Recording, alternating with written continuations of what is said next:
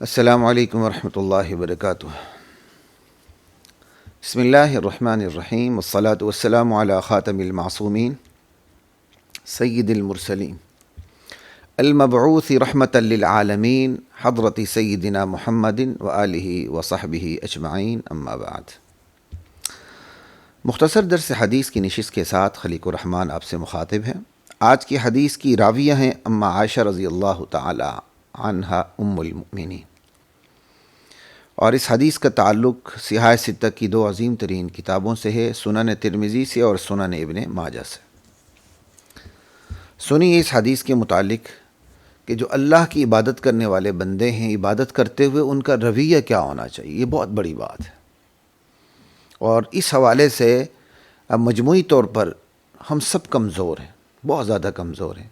اول ہم سے عبادات ہوتی نہیں، اور اگر کسی طرح عبادت کی توفیق مل جائے تو پھر عبادت کرتے ہوئے یا عبادات کے بعد ہمارا رویہ ایسا ہوتا ہے کہ وہ کیے کرائے سب پہ پانی پھیر جاتا ہے۔ تو آج کی حدیث نہ صرف مجھے اور آپ کو عبادات پر ابھارتی ہے، بلکہ عبادات کے تحفظ کا سامان بھی کرتی ہے۔ سنیے وہ کیسے۔ عن عائشہ رضی اللہ تعالی عنہا قالت، ام المؤمنین امی عائشہ رضی اللہ تعالی عنہا سے روایت ہے، فرماتی ہیں قالت سألت رسول اللہ صلی اللہ علیہ وسلم عن هذه الآية والذین یؤتون ما آتوا وقلوبهم وجلة۔ فرماتی ہیں کہ میں نے اللہ کے رسول صلی اللہ علیہ وسلم سے اس آیت کے متعلق سوال کیا کہ کیا یہ آیت ان لوگوں کے متعلق ہے جو شراب پیتے ہیں، چوریاں وغیرہ کرتے ہیں، اور یہ گناہ کرتے ہوئے وہ نڈر اور بے باک نہیں ہوتے بلکہ اللہ کا خوف بھی دل میں رکھتے ہیں۔ ایک گناہ گار وہ ہوتا ہے نا جو گناہ کرتا ہے ذرا بھی اللہ کا خوف نہیں رکھتا۔ ایک گناہ گار وہ ہوتا ہے جو جس سے گناہ سرزد تو ہوتا ہے اپنے اختیار سے، لیکن وہ اپنے دل میں ڈرتا بھی رہتا ہے کہ اس گناہ کی مجھے سزا ملے گی، وہ ڈرتا بھی رہتا ہے۔ تو یہ گناہ گاروں میں فرق ہے، ٹھیک ہے جی۔ تو یہ سورۃ المؤمنون ہے، مؤمنین تو خیر نہیں پڑھنا چاہیے، سورۃ المؤمنون، اگرچہ یہاں مضاف الیہ بن رہا ہے لیکن المؤمنون ہی پڑھیں گے، ٹھیک ہے، اعراب حکائی کی طرح۔ یہ ایک گرامر کی بات ہے، ویسے میں نے بتا دی، کسی کو پتہ چلے یا نہ چلے۔ تو یہ جو سورۃ المؤمنون ہے، یہ اس کی آیت نمبر 60 ہے۔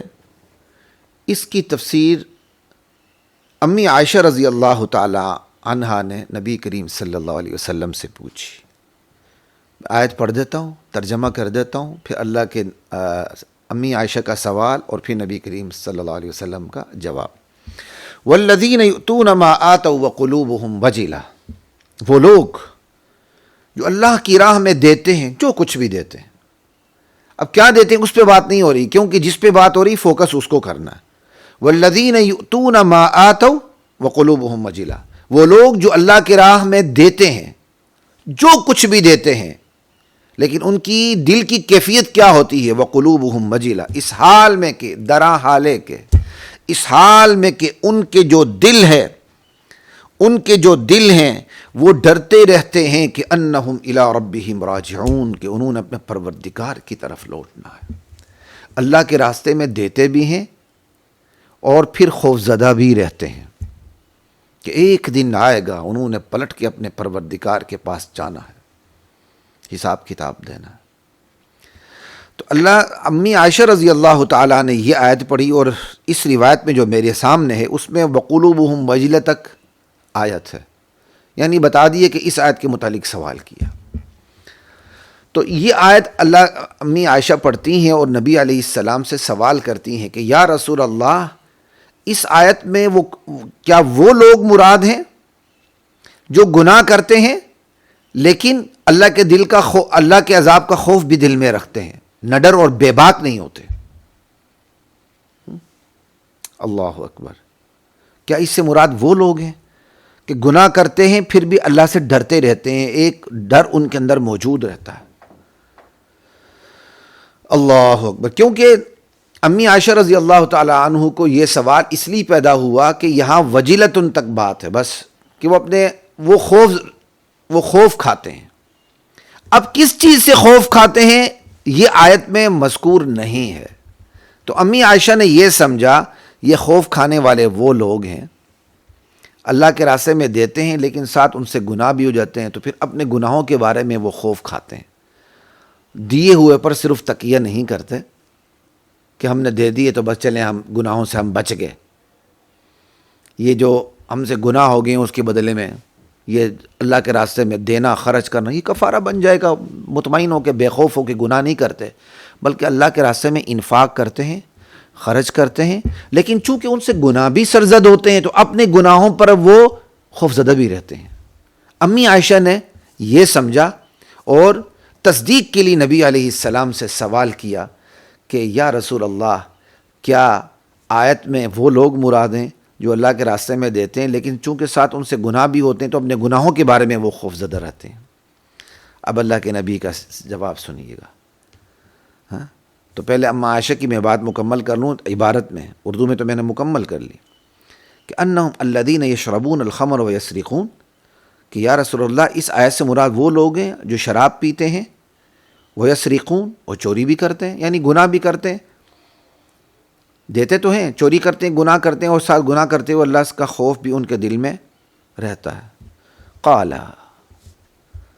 آپ صلی اللہ علیہ وسلم نے جواباً ارشاد فرمایا، لا یبنت الصدیق، اے میرے صدیق کی بیٹی، نہیں نہیں نہیں، تم سمجھی نہیں ہو. اس آیت سے مراد وہ لوگ نہیں ہیں جو گناہ کر کے ڈرتے ہیں، بلکہ وَلَكِنَّهُمُ الَّذِينَ يَصُومُونَ وَيُصَلُّونَ وَيَتَصَدَّقُونَ وَهُمْ يَخَافُونَ أَلَّا يُقْبَلَ مِنْهُمْ، بلکہ اس سے مراد وہ لوگ ہیں جو روزہ بھی رکھتے ہیں، نماز بھی پڑھتے ہیں، صدقہ بھی دیتے ہیں، پھر بھی اللہ سے ڈرتے رہتے ہیں کہ شاید یہ نماز، یہ روزہ، یہ صدقہ خیرات، یہ نیکیاں ان کی طرف سے بارگاہ الہی میں قبول نہ کی جائیں. سمجھ گئے جی؟ تو مختصر یہ کہ امی عائشہ کہتی ہیں کہ یا رسول اللہ، کیا اس سے مراد وہ لوگ ہیں جو گناہ کر کے خوف زدہ رہتے ہیں، گناہ کرتے ہیں اور پھر بھی خوف ان کو دامنگیر ہے اللہ کے عذاب کا؟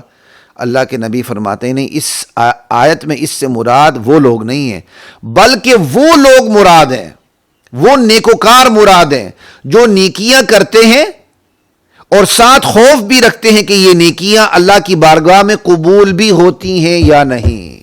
بات سمجھ آئی؟ امی عائشہ سمجھی تھی گناہ کر کے خوف زدہ رہتے ہیں، کیا وہ لوگ مراد ہیں؟ اللہ کے نبی فرماتے ہیں گناہ کر، اس آیت میں مراد گناہ کر کے خوف زدہ ہونے والے لوگ نہیں ہیں، بلکہ نیکی کر کے خوف زدہ ہونے والے لوگ ہیں.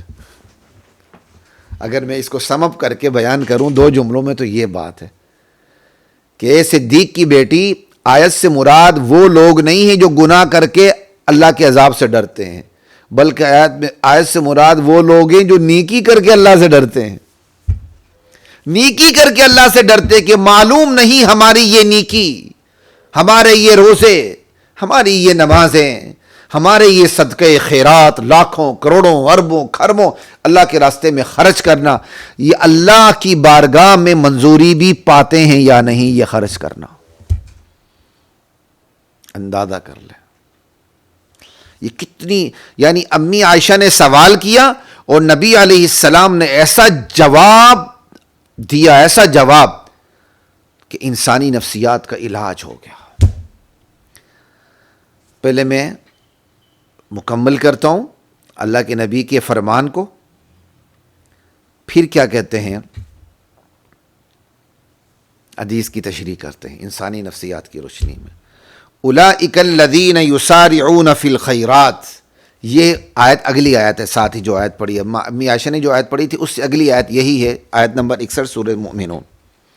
یہی وہ لوگ ہیں جو نیکی کرتے ہوئے بھی ڈرتے رہتے ہیں کہ پتہ نہیں اللہ کی بارگاہ میں ہماری یہ نیکیاں، یہ روزے، یہ نمازیں، یہ صدقہ خیرات قبول ہوتے ہیں یا نہیں.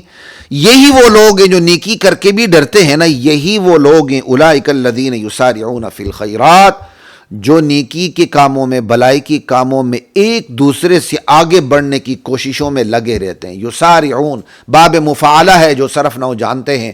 مسارعت ایک دوسرے سے مبالغہ، جب تقابل نہ ہو ایک دوسرے سے مقابلہ، جب تقابل نہ ہو تو باب مفعلہ کے اندر مبالغہ آ جاتا ہے. یہاں کیا کہتے ہیں؟ تقابل پیدا کریں. اولئک الذین یسارعون، ایک دوسرے کے ساتھ مسارعت کرتے ہیں. کیا مطلب؟ ایک دوسرے سے جلدی آگے بڑھنے کی کوشش کرتے ہیں کہ میں اس سے آگے بڑھوں، میں اس سے آگے بڑھوں. کس کام میں؟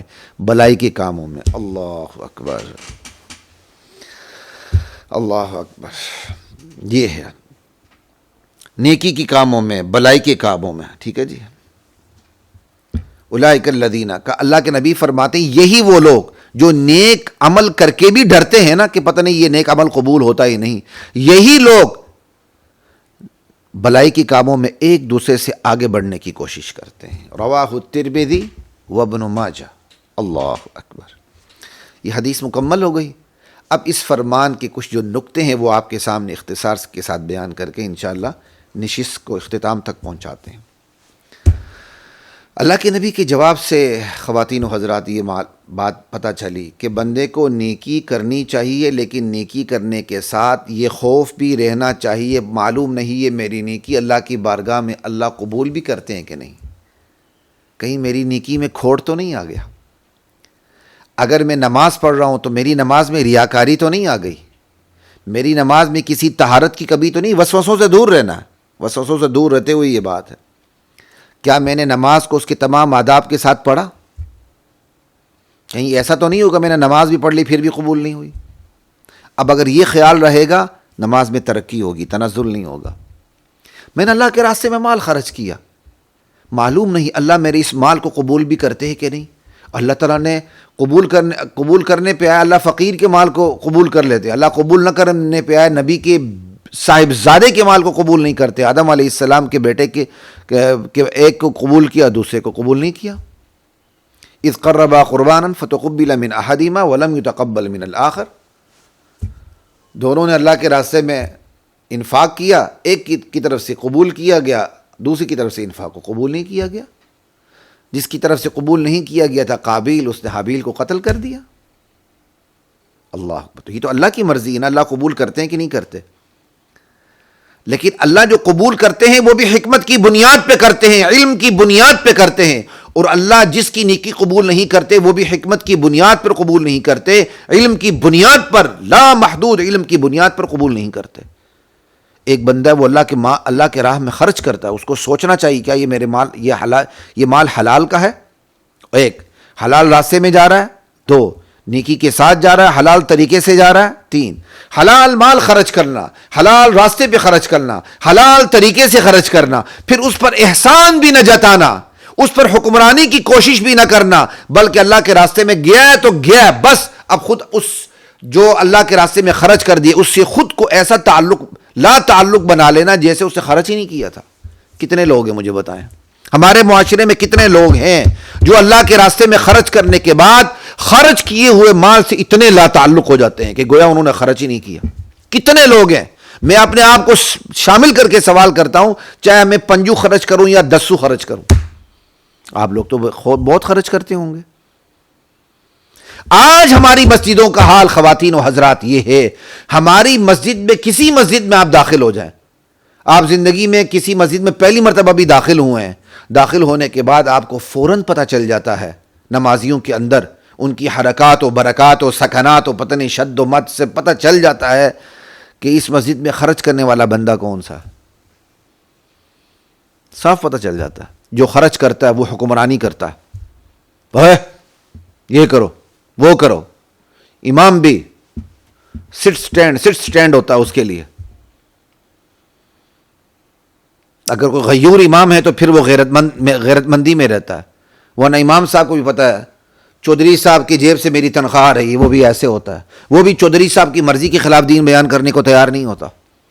نمازی بھی دیکھتے ہیں یار یہاں ایسی لگا ہوا ہے، یہ بل دے رہا ہے، یہ بجلی لگی ہوئی ہے یہ بل دے رہا ہے، یہ پنکھے لگے ہوئے ہیں اس فلاں بندے نے لگوائے ہیں، تو اس کی پھر کیا کہتے ہیں خوشامد کرتے رہتے ہیں، چوما چاٹی کرتے رہتے ہیں کہ یہ ناراض نہ ہو. اور ایک بنی بنائی انتظامیہ ہوتی ہے، اس کو بالکل کھیڑ کے تلپٹ کر کے رکھ دیتے ہیں. کیوں؟ ایک نیا آدمی داخل ہوا تھا جس نے ساری کی ساری مسجد نہیں بنا دی. اب وہ انتظامیہ لم یگچ لیس بشیء، کچھ بھی نہیں. اب وہ اکیلا کلم بندہ ہوتا. یہ میں نے اپنی آنکھوں سے دیکھی ہوئی میں بات کر رہا ہوں. پرانی انتظامیہ میں سارے غریب تھے، متوسط تھے، تنخواہ دار تھے، خرچ نہیں کر سکتے تھے. نیا بندہ آیا اکیلا، اس نے پوری مسجد بنا دی. اب اس مسجد پہ حکمرانی اس کی ہے، ہائر فائر اس کے قبضے میں، جس کو رکھے جس کو نکالے، امام کو رکھے امام کو نکالے، مؤذن کو رکھے مؤذن کو نکالے. وہ کسی سے پوچھنے کے لیے روادار نہیں، وہ اپنے گھر میں فرعون بنا بیٹھا ہوا ہے. اب یہ کیا ہے؟ اس کا مطلب آپ نے جو اللہ کے راستے میں خرچ کیا اس کا صلہ لے رہے ہیں، اور اس کا صلہ حکمرانی کا مزہ ہے. مزہ، یہ مزے جو ہے نا، مزے یہ کسی کام کے نہیں ہیں. اللہ اکبر. ہمارا چھوٹا سا ادارہ ہے، چھوٹی سی فاؤنڈیشن، ہمیں یہاں تجربات ہوئے ہیں بعض دفعہ. اگلا 10 روپے خرچ کرنے کے بعد ہم پر اپنی مرضی مسلط کرنا چاہتا ہے. آپ پیسے اپنے پاس رکھو، خبردار. ہم نے اگر غلامی کرنی تو اللہ کی کیوں نہ کریں؟ تیرے 10 روپے کی غلامی کرے کہ تو 10 روپے دے، اور فاؤنڈیشن میں پھر تیری بات کو ہم حرف آخر سمجھے. لیکن اس فاؤنڈیشن میں ایسے بندے بھی ہیں جنہوں نے یقین کیجیے کہ آنکھ بند کر کے ایسا مال لٹایا کہ پھر مڑ کے دیکھا نہیں کہ یہ ہمارا مال جو ہم نے خرچ کیا تھا یہ ہمارا بھی ہے کہ نہیں. ان کا رہا تو نہیں، لیکن انہوں نے اپنا رویہ ایسے رکھا کہ اللہ پاک کی قسم آج بھی دل سے دعا نکلتی ان کے لیے، اور اللہ کرے نکلتی رہے. سمجھ آئی؟ یہ ہوتی ہے بات کہ بندہ نیک عمل کرے، ساتھ خوف زدہ بھی رہے کہ یہ نیک عمل اللہ کے راستے میں قبول ہوتا ہے کہ نہیں. جب یہ نفسیات ہماری ہوں گی نا کہ نیک عمل کرتے ہوئے بھی ہم خوف زدہ رہیں گے کہ اللہ کی بارگاہ میں یہ نیک عمل قبول ہوتا ہے کہ نہیں ہوتا. پھر نماز پڑھیں گے تو نماز ہوگی. پھر صدقہ بھی کریں گے نا، وہ یتصدقون، تو صدقہ ہوگا. اس کے پیچھے تانا نہیں ہوگا، اس کے پیچھے کیا کہتے ہیں وہ حکمرانی کے خواب نہیں ہوں گے کہ ہم سے پوچھا ہی نہیں جاتا. لا الہ الا اللہ واللہ اکبر. تو یہ بہت بڑی بات ہے کہ نیک عمل کے ساتھ خوف. شیخ سعدی کے بارے میں کہا جاتا ہے نا، کہیں سفر پہ تھے، رات قافلہ رکا، رات گزاری. تہجد کے ٹائم شیخ سعدی باپ کے ساتھ اٹھا، 2 باپ بیٹوں نے تہجد کی نماز پڑھی. نماز پڑھنے کے بعد غالباً کمی بیش اللہ معاف فرمائے حکایتیں ہوتی ہیں، تو بیٹے نے کہا، شیخ سعدی کہتے میں نے کہا کیسے بدقسمت لوگ ہیں، وقت تہجد میں سو رہے ہیں. تو پلٹ کے باپ نے جواب دیا، سعدی کاش تو نے تہجد کی نماز نہ پڑھی ہوتی، تو سویا ہوتا تو زیادہ اچھا تھا. تہجد تو فرض ہی نہیں، نفل ہے. نفل پڑھنے کے بعد تم نے تنقید کر دی، خود کو بڑا سمجھ لیا، ان کو چھوٹا سمجھ لیا. یہ تو تم نے غلط کام کیا، کاش تم نے تہجد کی نماز ہی نہ پڑھی ہوتی. تو نیک عمل کے ساتھ نیک عمل کی قبولیت، عدم قبولیت کا خوف کہ پتہ نہیں میرا یہ نیک عمل قبول ہوتا ہے کہ نہیں ہوتا. یہ چیز بندے کو بندہ بنا دیتی ہے، اس کی نماز کو نماز بنا دیتی ہے، اس کے صدقے کو صدقہ بنا دیتی ہے. سمجھ آئی؟ اس کے روزے کو روزہ بنا دیتی ہے.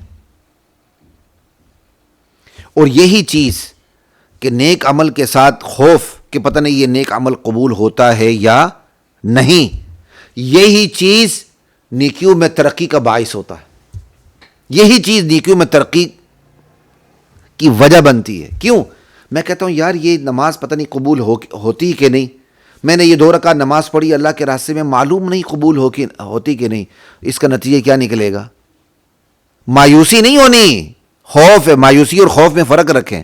مایوس آدمی بے عمل ہو جاتا ہے اور آہستہ آہستہ بد عمل ہو جاتا ہے.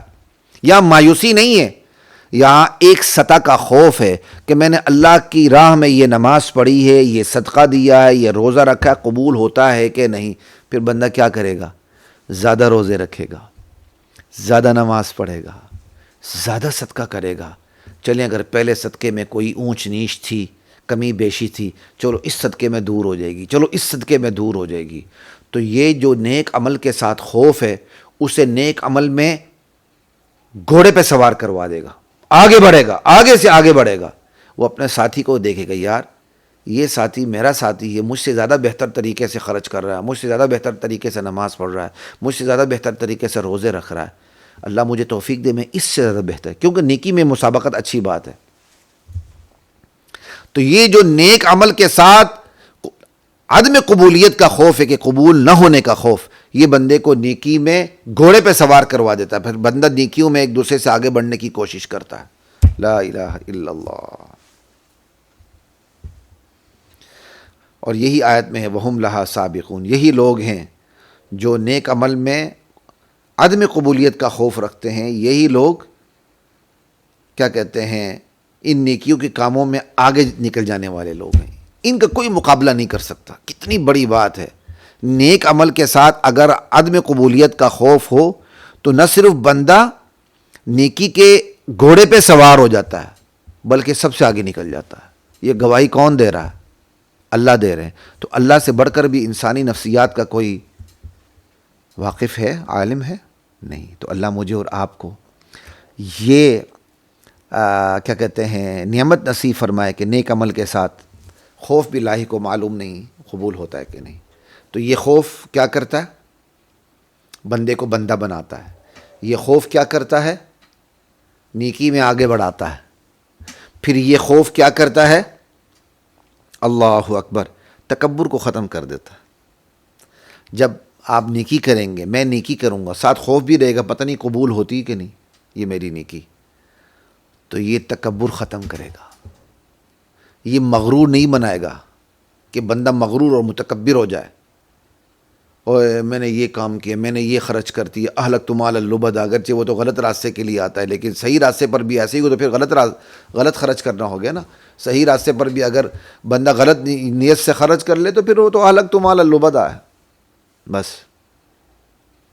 لا الہ الا اللہ.